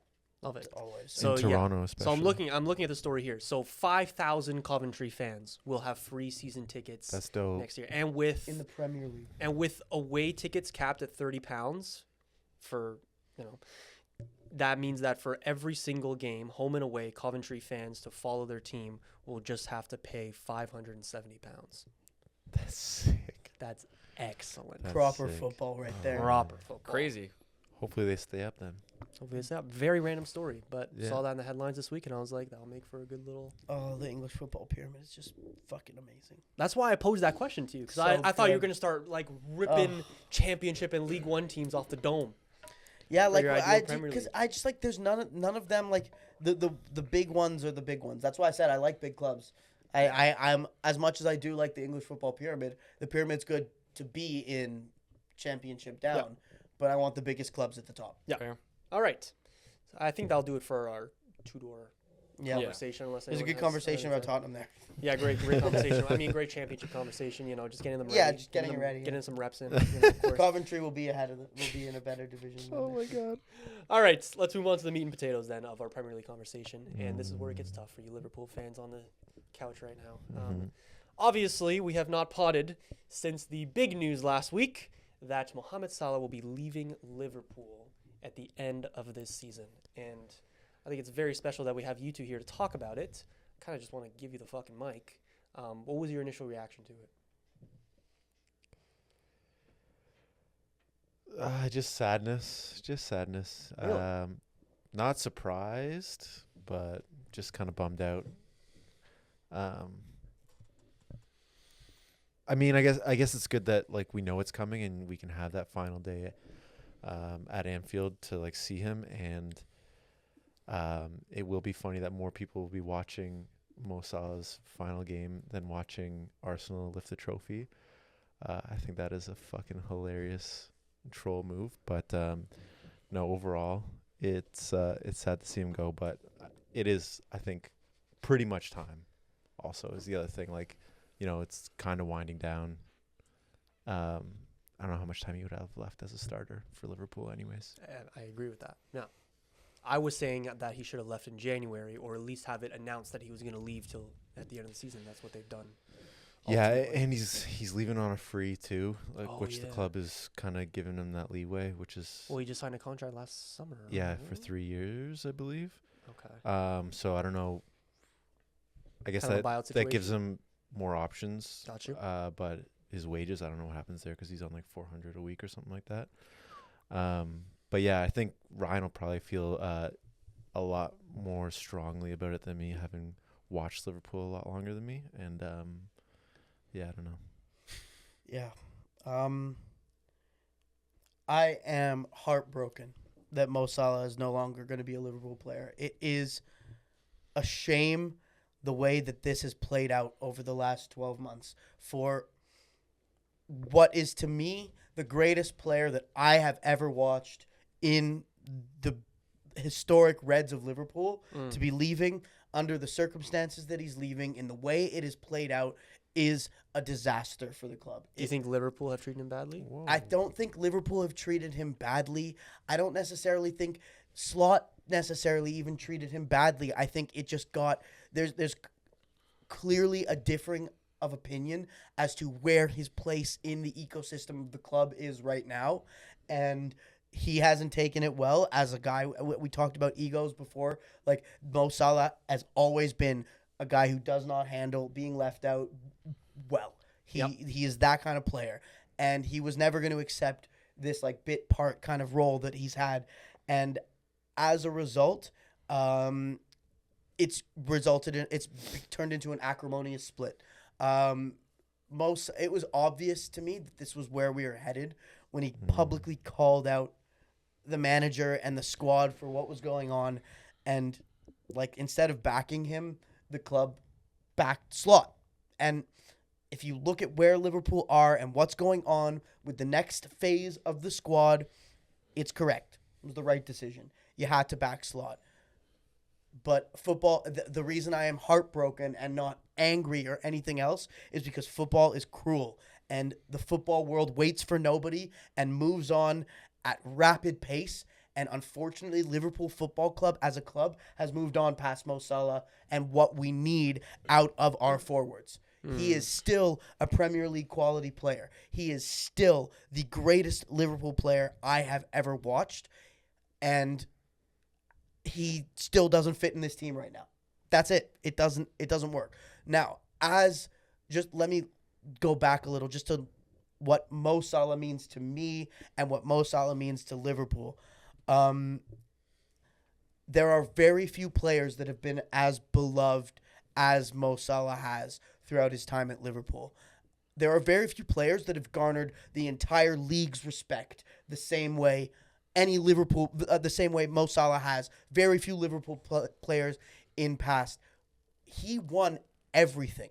He gave me and many Liverpool fans of my age the greatest moments of our lives. Like, not just the greatest sports moments of our lives, the greatest moments of our lives. He was that guy. He was that, like, he was the pinnacle of sport for me growing up. He was the guy that made me fall in love with Liverpool again. It wasn't like Klopp was there, but Mo Salah was the player. He was the guy. I will not stop watching the scientist Coldplay edits of Mo Salah ever. I will forever be grateful that he represented Liverpool and no one else, and I am going to be missing him forever. I will miss Mo Salah forever. Damn. That's it. There will not be a player like him at Liverpool for a very, very long time. The Premier League may not see a player like him for a very, very long time, and I hope Liverpool fans give him the greatest send-off ever, because that is what he deserves. Yeah. That is what he deserves. And it's, I'm so sad I don't get to watch Mo Salah play for Liverpool anymore. know. Like, that's the overarching feeling, man. Like, I'm so upset about it. My favorite player. Yeah. Just like the guy every week you knew. Yeah. Every week you knew that he was going to be there and he was going to score. And that is, I will not take that for granted ever again. Now that it's gone, you realize what you have, and even in his worst Premier League season, still better than Bukayo Saka. Liverpool. So like say like in an all-time Premier League ranking, I suppose, or maybe a Liverpool all-time ranking, however you want to say it. Where does he rank for you? He's up there, probably in the top 3 Liverpool players of all time. Like, pretty hard. It's pretty hard it would be pretty difficult to say otherwise, I think. Yeah, I think like Jamie Carragher had him 6 overall. Yeah, Jamie Carragher doesn't like him though. Yeah. They're beefing. And there's like Jamie Carragher had like Graham Souness and Yeah, Kenny I would have him over Dalglish Graham. and He's definitely Ian Rush. No, and I think he's John Barnes. Yeah, like you have Ian Rush, you have Steven Gerrard, you have Kenny Dalglish, you have Mo Salah. Like, he is in the top end of greatest Liverpool players of all time. Is he the actual greatest Liverpool player of all time? Probably not. I don't know if he won enough. Yeah. The Liverpool teams of the 70s and 80s were so dominant that it's hard to say that Mo Salah is the greatest Liverpool player of all time. He's in the top 5 in terms of Premier League goal Hands scorers. Yeah. There's no debate. The numbers And say what they say. In terms of wingers in the Premier League, he is the greatest winger the Premier League has ever seen. He's better than Thierry Henry. He is the greatest winger that England has ever seen. I don't know if he's in the top 3 ever Premier League players. I don't think he is. I think he's better than Henry. Yeah, I think he's better. Better than Ronaldo? No. Yeah. Like, in terms of Better what than he Premier did in the League. Premier League, yeah, for sure. It's not. I don't think it's close. better than Premier League I don't know. Ronaldo. Yeah, for sure, better than Premier League Ronaldo. He's got strays for no reason. So You got 2 strays. Yeah. I will say, that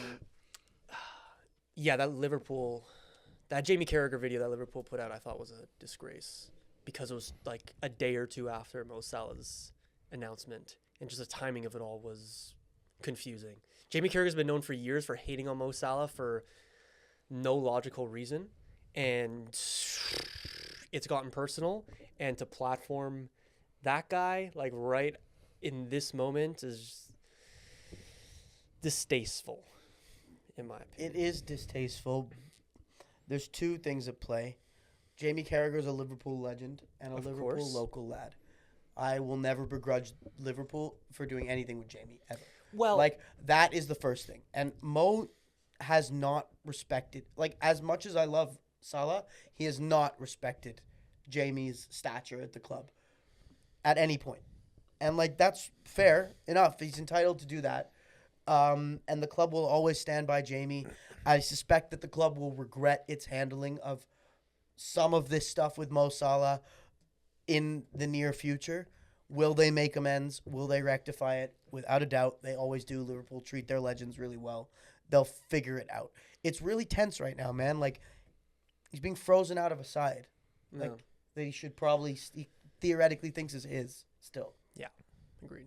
I got no problem with them platforming Jamie Carragher. Again, for all the reasons you said. It's the fashion of how you do it.